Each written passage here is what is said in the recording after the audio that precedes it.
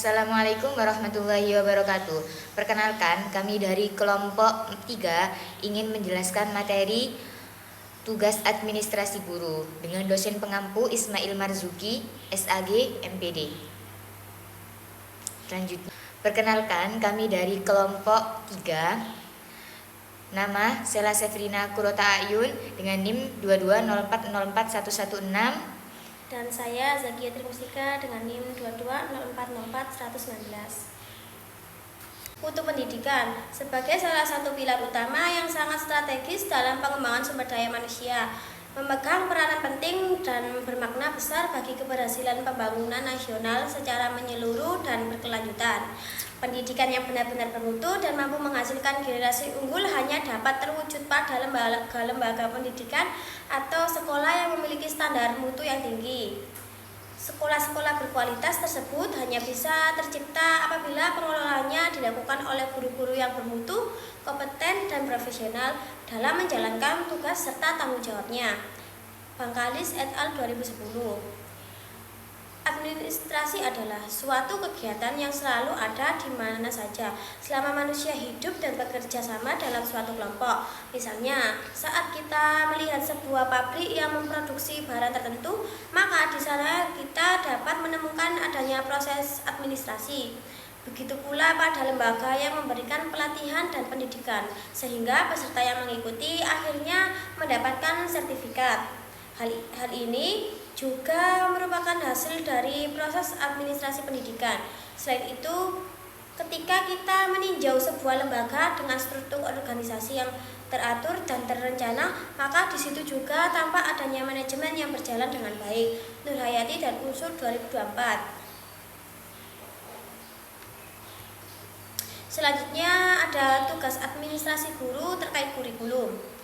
Menurut Undang-Undang Nomor 20 Tahun 2003 mengenal Sistem Pendidikan Nasional, Pasal 1 Ayat 19, disebutkan bahwa kurikulum adalah seperangkat rencana dan pengaturan yang berkaitan dengan tujuan isi serta bahan dan metode pembelajaran yang akan dijadikan sebagai pedoman pelaksanaan kegiatan pembelajaran atau mencapai suatu tujuan pendidikan tertentu.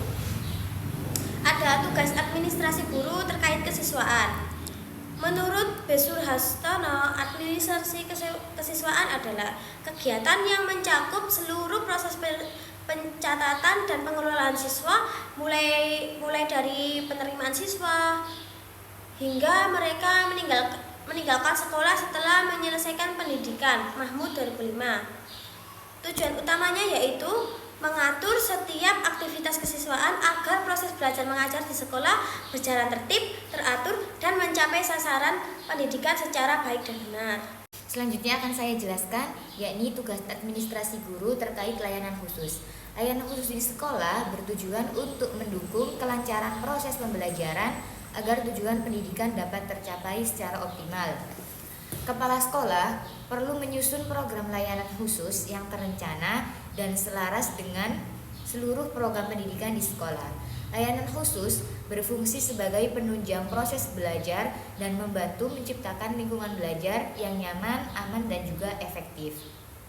Menurut Fidriani 2023, program layanan khusus di sekolah meliputi yang pertama yaitu perpustakaan, sumber referensi dan literasi siswa. Yang kedua yaitu laboratorium, tempat praktik dan percobaan pembelajaran. Yang ketiga yaitu kantin sekolah, menyediakan kebutuhan gizi dan kenyamanan siswa.